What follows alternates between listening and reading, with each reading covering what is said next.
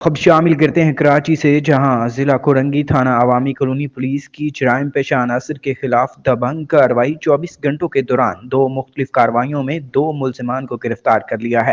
مزید تفصیلات جانتے ہیں کورنگی سے ہمارے نمائندہ خصوصی جاوید محمود ارائیں سے۔ تھانہ عوامی colony S H O sub inspector Jamal لغاری صاحب نے پولیس پارٹی کے ہمراہ انتہائی مطلوب منشیات فروش اور موٹر سائیکل لفٹر چور 2 ملزمان کو گرفتار کر لیا ہے۔ گرفتار ملزمان کے قبضے سے آدھا کلو سے زائد منشیات، چرس اور ظرف فروختی کی رقم بھی برآمد کی۔